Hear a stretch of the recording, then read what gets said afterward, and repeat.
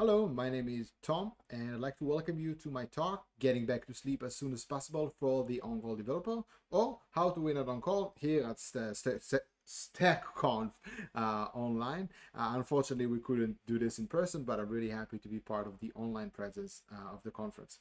A little bit about me, Tom Granot. I am a solution engineer for a company called LightRun. We build a developer-native real-time observability platform. Basically a suite of tools that enables you to add real-time logs, metrics, and traces to running production applications. And formerly, I was a site reliability engineer, at Actix, which build a distributed software platform for factories. You can reach out to me at Twitter, just DM me there. Also, you can see my open source work on GitHub. I contributed a bunch of open source software. You can email me at tomg@lightrun.com, and you can check out our product at https://lightrun.com. To set the scene before we dive into the discussion and kind of do the gist of the conversation, I'd like to set the scene. So I'd like to introduce you to Jamie. Jamie is a Java developer, about 5 years of experience or something like that. Jamie has been working in backend system for most of his career, and he's currently in charge of the Oasis transaction system. Oasis is a big corporate-oriented system that does a bunch of different things. It's a management platform, basically. Jamie specifically works on that transaction system. Jamie's in charge of making sure all transactions go through, payments are processed, and the goods are delivered to the customers on the other end. Now, Oasis, being a big, enterprise-oriented system, it's active 24/7. There's always somebody using the system, and therefore the system must always be up. In order to support this endeavor, keeping a system live for long periods of time, there's always one developer on call who's basically in charge of handling escalations. So if something is bad on the application level, the NOC team in place is calling Jamie and telling him, hey, something's wrong, can you please come check? Jamie debugs and then hopefully goes back to sleep. In addition to the NOC team and Jamie, there's a DevOps person, that's DevOps engineer, that's in charge of handling more of the infrastructure problem, and a support engineers that do the lower level applicative work, basically figuring out what type of bugs are happening in front of the customers and then fixing them on the fly. Not fixing them, but mitigating them so the customers can continue working with the application. Now, the Oasis stack is kind of simple. It's pretty straightforward. It's a normal Java Spring application using JHipster on the bottom, and it has a bunch of production services. The transaction service, which is what Jamie is actually in charge of, but all of the engineers on all of the services are rotating. There's a rotation between the developers to kind of handle all of the services at any given time. So no developer is on call for 3 weeks in a row or something on their own system.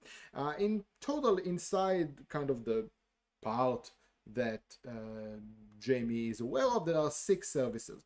The transaction service, an external credit service, a fraud checking service, an inventory service in charge of actually delivering the goods, a billing system, and a gateway in charge of kind of allowing an entryway to all of the other services. In addition, there's obviously a monitoring stack, a very straightforward ELK stack, Elasticsearch, Logstash, and Kibana for visualization. And in order to simplify everything for production reasons and for kind of the general maintenance of the application, everything is containerized using Docker Compose, a pretty standard stack running on multiple servers in a data center that Oasis is running in. It is a proprietary data center living inside the kind of the ecosystem of the system, not a public cloud or something like that, but it's perfectly accessible for Jamie and the other members of the team in order to understand what's going on inside the system at any given time. Now, if you're looking at an on-call situation in real life, there's really always something going on. So even in kind of calmer nights, there's always something that is kind of wrong. There's always one piece that is not working completely as expected. Customers are complaining on things. There's always kind of a lot of noise happening at any given point in time. And if you've never been on call, then this is, it's not the same in every company. Lots of companies have different types of on-call situations, but some companies have more noise than others. And Jamie's company specifically does not have a kind of a well thought out process for the on-call systems, and so most nights are pretty noisy for Jamie, and Jamie hates being on call. Now let's kind of break apart how this situation of on-call looks like in real life. First of all, you've got DevOps engineers, and they know system, they're infrastructure people. They're aware of how to kind of dive deep into the infrastructure and figure out exactly what's going on inside each part of the infrastructure to break apart performance problems that are related to the infrastructure and not necessarily to the application. They know how the configuration works, how the deployment works. Some of them actually build all the CI/CD systems in place and so forth. And to do that, because of that, they have a very good understanding of the system, of the underlying system. Support engineers, on the other hand, mostly work with playbooks. A lot of them are former software developers or aspiring software developers, and they want to kind of move from customer to customer as fast as possible, fix their problems, and then go back to doing other things. What they usually do is follow playbooks. There are playbooks either written by other support engineers or developers in order to debug various common applicative problems in the application at any given time. In addition, it's worth mentioning that the environment itself, just looking at the infrastructure, is pretty noisy. There's a lot of servers, a lot of services, a lot of things happening at any given time, not to mention customers and the account executive is in charge of those customers, calling all the time, sending Slack messages, and kind of annoying everybody in order to make sure the application works as expected and they receive their bonuses at the end of the year. And in addition, you have to understand that whenever there's even a remotely complex piece of application logic that might cause some really bad problems, the immediate action, the action item, is calling developers. Developers will be the ones in charge of actually debugging complex application logic issues, not the infrastructure people, the DevOps engineers, and not the support engineers, the developers alone. Now, let's assume that for some reason, during this specific night, a wild problem appears. Some transaction is failing. Support engineers are actively trying to debug the problem, figuring out what's going on, and continuously fail. In addition, DevOps engineers cannot really see anything in the monitoring systems. It's kind of hard to understand what is going on. It's not super evident what exactly is the problem. We just know that the customer currently reporting the ticket is reporting that there's a problem at hand, and the general system seems to be in fine health. This is a core tenant, or like a prime example, if you will, of an application logic problem, or so the people think. So who they're gonna call? Jamie. Now, I'd like to kind of take a step back before we dive into the actual problem and talk about observability. Observability is a term being thrown around quite a lot recently, and I'd like to focus on how it's on how we can define it.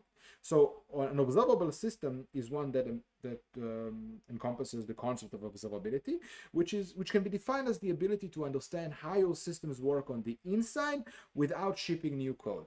And the without shipping new code here is the core part, because we have a set of information that we can learn about our systems, the kind of the story our systems tells us about itself, that is composed of the metrics in our APMs, the logs in our log aggregators and analyzers, simply the std out of the application, perhaps some log files people are dumping into, some other tools you have maybe in your environments that tell you other things. But the bottom line, it is a bunch of information that was defined before the application was thrown into production, and expected to answer all possible questions inside the core and context.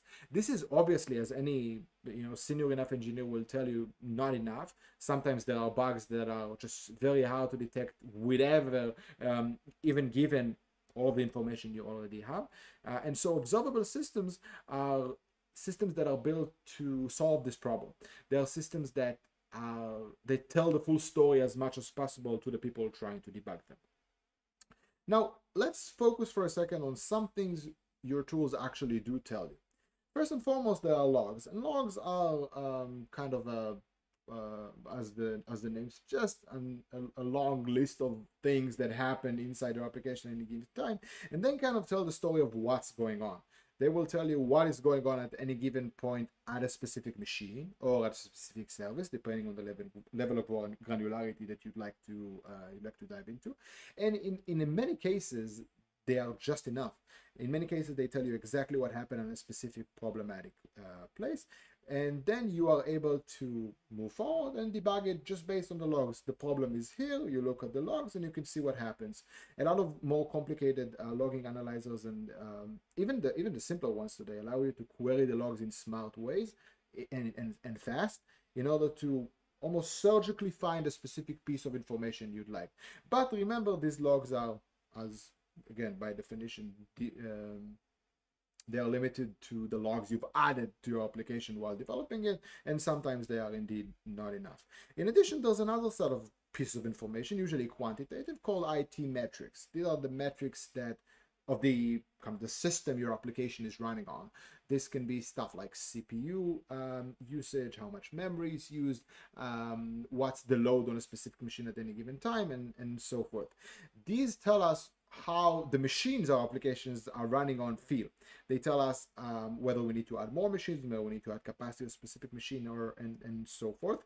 And together, the logs and the ID metrics themselves tell a large part of the story: what the application is doing at any given point in time, and how the machine that is running the application is feeling at any given point in time. In addition, most companies instrument what are called service metrics, sometimes business metrics, sometimes application metrics. It varies on the company, but what I mean when I say service metrics are things the customer feels. So this is what our customer feels our application is like, how they're experiencing it. And these are things like what is happening with specific requests to the application, if a specific process is happening inside the application, how long does it take to happen, what is the value that it gives, does it work correctly, does it not work correctly, and so forth. Basically, what you might write in a service level agreement with your customers.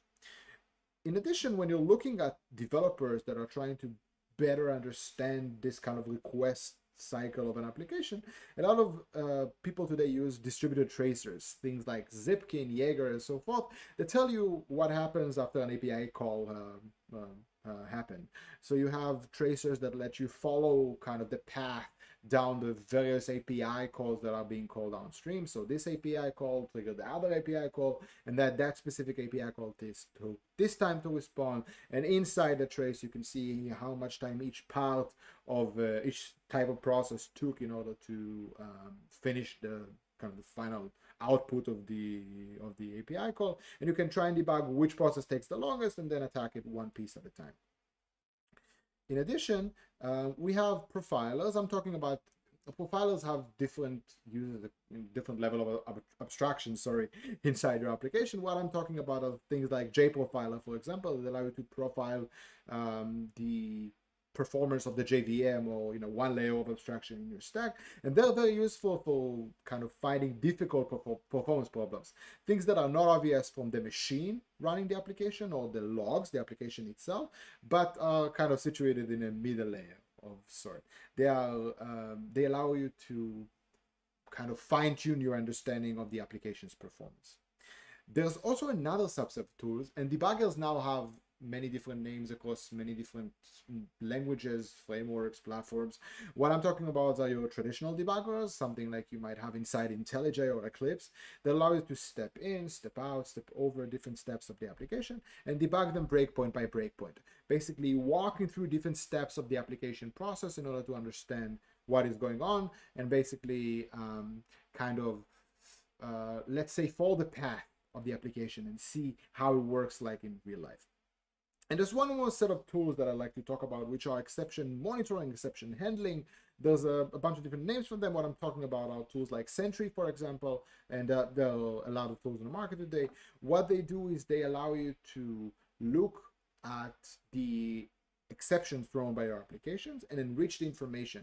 Basically explore what happens when something out of the ordinary, i.e. an exception, happens inside your application, and debug it accordingly. Now, there's actually a bit of a problem when you talk about observability in general. So we talked about the fact that observability can be defined as the ability to understand how your systems work on the inside without shipping new code. You might notice that as I just mentioned, as I ran through all of the tools, it might be evident that some things actually require shipping new code. Some things are not that easy to debug without shipping new code. And this is, as again, any developer might tell you, a pretty tedious process. So consider the situation where there's a bug and you have to deploy a hotfix. In many modern organizations, you have CI/CD pipelines. Some of them take 10, 20, 30 minutes, an hour, 2 hours, depending on the complexity of the CI/CD pipeline. Some companies don't even have CI/CD pipelines. They have change scripts and various ways to deploy stuff into production, sometimes in cadences that are rather long, so maybe every 2 weeks or something like that. So deploying a hotfix might be a bit of a problem. So if you need to ship new code, the amount of time it takes you to understand what's going on inside your application dramatically increases. And I'd like to kind of dive in on the subset of things your tools don't tell you. And this is something that is rather hard to explain in a general term. I'm going to try because we have a limited time inside this during this talk. But I'd like to kind of enumerate a few places where your logs, your metrics, your profilers, basically some of your tools might fail you, and they might not completely catch the problem while your customer is complaining. So first and foremost, there's the incorrect application state. Sometimes you write code, you write tests, you do all the best practices, and still the state the application ended up in is wrong for some reason. Maybe there's a mismatch between what the application is supposed to do and how you wrote the code because of an incorrect product specification. Again, not at all your fault, but the customer, from their perspective, is experiencing a problem. And the customer will tell you that there's a problem there, but your test will pass. The code apparently works, the machine works correctly, but from the customer's perspective, there's a problem. And this is obviously something your tools will not alert you to, the fact that there's an incorrect application state there, because again, it's very hard to, it's business logic. But it's still a problem that your customers might complain with at any given time. In addition, there's the whole concept of code level quantitative data. So assume some machine went out of memory. And just before it went out of memory, some data structure exploded in memory. Sorry. You will not know what happened with that data structure over time. You will know that there was an out of memory error. You will see the memory error spiking up. Maybe you would even have the time to restart the machine before that happens, but it will be hard to detect the exact data structure memory that exploded over time. It would be very hard to understand that this was the specific thing that caused the out of memory error, unless you have logs that lead right up to that moment and show you the specific thing that happens. Many applications do, many applications don't. Another point of, it's not really a programming error, but it's something that happens a lot, is swallowed exception. So you have an exception that was thrown and caught, and there's no indication to it in the tools. If you have exception monitoring solutions, usually, again, it depends. I don't want to kind of encompass, but some of them still have missing data with swallowed exceptions. But the core problem is that if an exception was indeed thrown and caught, and you're looking at the logs, the normal place in order to understand what's going on, you will not see them because there was nothing told. Nothing was said by the application when the exception was thrown and caught, and nothing was logged there. It's a very confusing situation. Sometimes you look at the logs and it's kind of difficult to understand what's going on because some exception was thrown and caught without mention. One extra thing is the common practice today of delivering everything as a service. So if an API you're relying on, and everybody's relying on some sort of API today, especially if you're working with billing system or other external systems, and they have APIs that you call or use or rely on, they might misbehave for reasons that are completely out of your control, and your application will only know that these APIs are misbehaving, but you will not have a way of debugging them in real time. They're misbehaving. You can't know what's going on in them. Maybe you can see the response, but you don't know what's happening out behind the scene. It's another person's API, but you're relying on it, which again, from the customer's perspective, means there's a problem here. One extra thing that's really important to mention is unexpected users flows, which is what happens when a user ends up in a state you did not expect the user to. So there's incorrect application state, which can result from, for example, product specifications going wrong, or maybe your tests are not covering the specific edge case that currently happen. What I'm talking about are things like things you did not code for. basically things you did not expect the user to ever get to. Maybe they got stuck in a weird registration screen. Maybe they went into a section they weren't expected to. A while back, there was a problem with GitHub where some user was able to access the session of another user, which means that you would log into GitHub and see somebody else's profile. This is obviously an unexpected user flow. And it's sometimes hard to understand because the user has a user ID, but they're looking at somebody else's repository. So you get what I'm saying, I assume. It's not super easy to kind of cross and kind of match what exactly is going on here. It's just a weird behavior, and when you're looking at the logs, it will just appear weird. Again, difficult to instrument for, difficult to test for, difficult to log for. One extra thing that is tricky is races, and sometimes you have races on the infrastructure level, sometimes you have races on the application level. The bottom line is there are some resources there is some resource some other things are fighting over, and because of the nature of race conditions, they're not often non-deterministic, which means that the same request might trigger different responses from the resources or create different state if it's some sort of database call or something. And the main issue with that is that you will just see incorrect information coming back from those applications because the resource has a race going on in it, but it will be hard to identify exactly what's going on that causes this race. You will just see a race. And one last thing is, I kind of refer to it inside the race conditions point, but concurrency and scale. Think about what happens when your application that you're usually developing against your own local machine or maybe a simple staging environment is then replicated across hundreds of services. How does it behave when there's some bottleneck inside the infrastructure? How does it behave when it has to wait for something for too long? How does it behave when the data structures in it are replicated across multiple replicas? Lots of different things that can go wrong that are, again, by design, you usually log for the application you wrote and not for the replications that your application will run out eventually, which can cause either the logs to look weird, to not be indicative when you look at them when replicated, or to just appear confusing in a real life situation. Now, I talked a lot about all the things that can go wrong or the things that can go well. I want to show you a small demo that just offers a great indication of how this actually looks like in practice. And you can see my amazing demotivational poster, which I'm really proud of. That is the intro for this demo. So let's take a look at my Kibana, which, again, I'd like to remind you is how the monitoring stack for OAS is built. There's a Kibana inside of it. I'm going to go into log trails, and let's assume for the sake of discussion that we know the ID of the problematic user because they submitted a ticket. And I know that that user's ID is 31624. And let's go into Kibana and look in the log trail, which is the way kind of just a log stream coming from inside the system for 31624. And we can see that there are a bunch of different logs for 31624.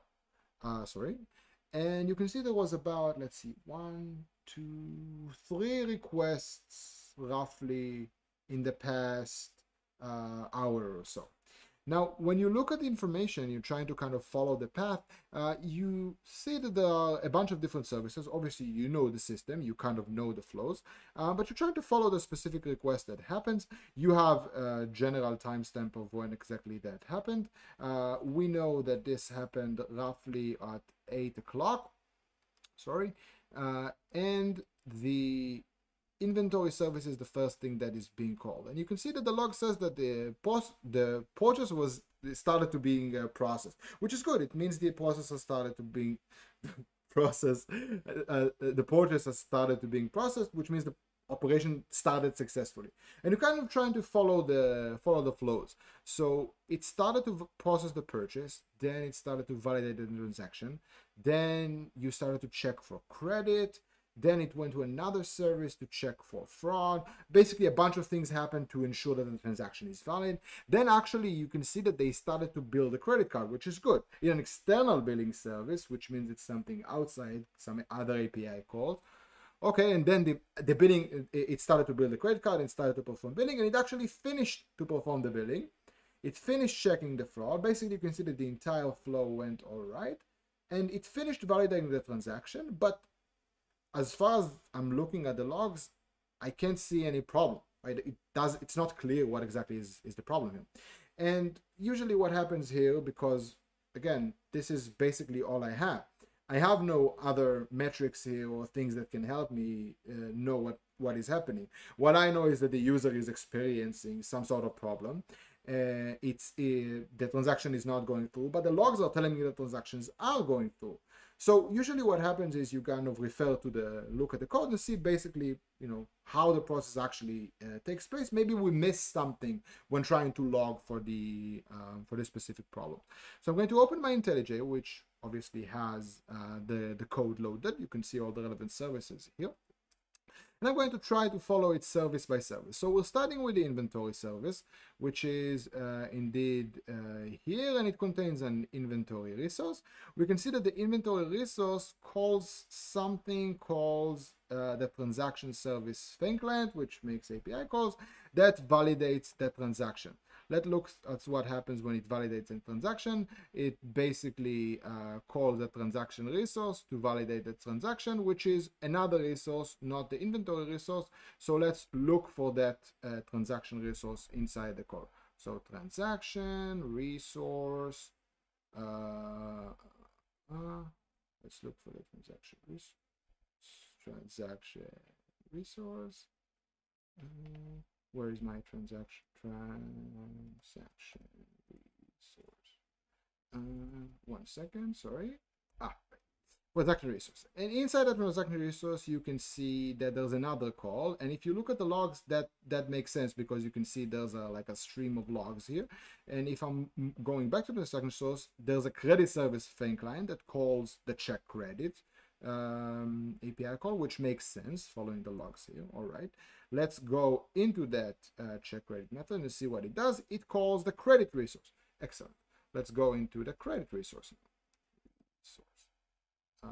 And you can see that the credit source, again, not very surprising, goes to another place, a fraud service thing client. Let's look at the check fraud system, and it calls the fraud resource. So let's indeed go into the fraud resource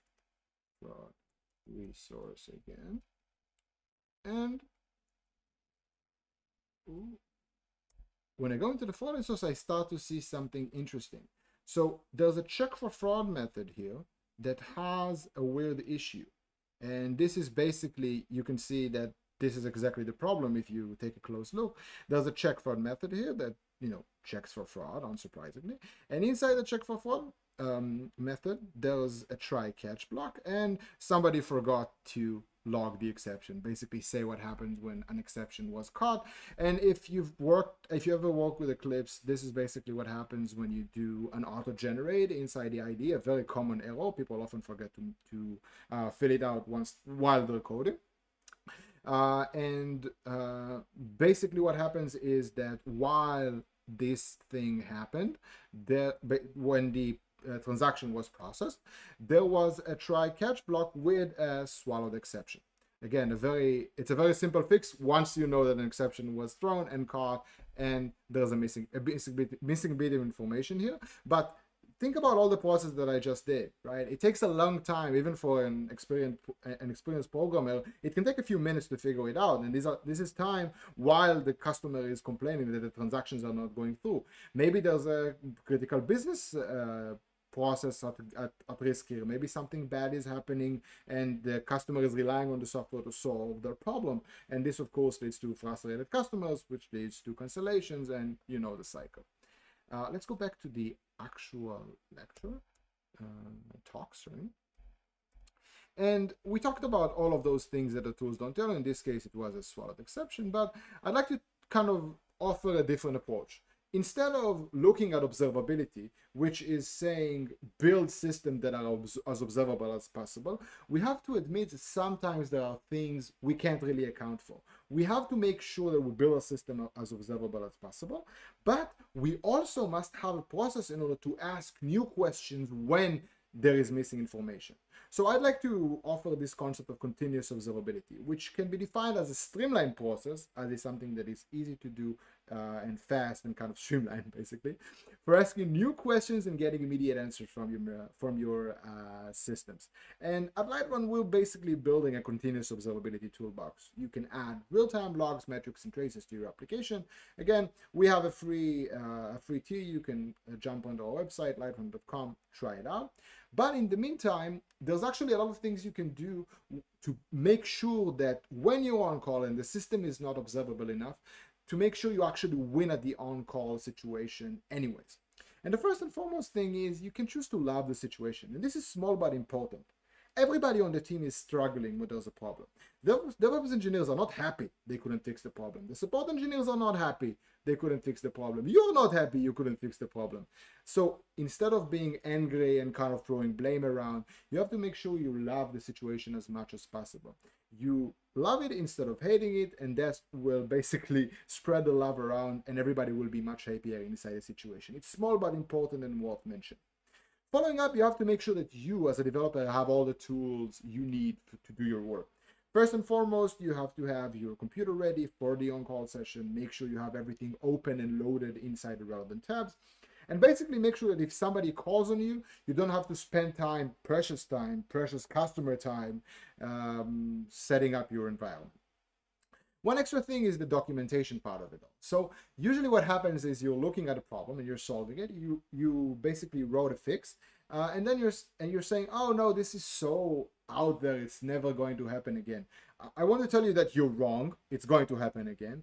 And the best thing you can do for everyone is either write a small wiki page detailing what you did. If you have a proper on-call reporting system, do that. Otherwise, send yourself a Slack message or a Teams message or whatever, just mentioning that the 3, 4, 5, 6, 7 steps you did, maybe including a few small snippets to make sure that everybody knows exactly what you did. This will help everyone involved. In addition, there's a set of emergency debugging tools you can use. These are basically shell scripts, sometimes little snippets, little programs that enable you to rapidly debug something. Some people attach a remote debugger to a system. Some people replicate an environment locally. Some people replicate an environment into staging. Some people have automatic jobs that spin up instances that replicate the production system and then shadow traffic into it in order to replicate the system. Lots of things you can do, and you need to have those tools in place and build them if you don't have them. And postmortems are excellent for building these types of emergency debugging tools. If you have some technical debt inside your systems, and you learn that this specific part of the system, keeps on being problematic, you can use a postmortem as an excuse to buy time, to kind of get allocation for time to build these emergency debugging tools, because you can show that this tool might have saved an hour while debugging a specific problem in production. And I think this is kind of the contrary on the first point, is you have to know what you know and what you don't know. And this is kind of difficult to illustrate.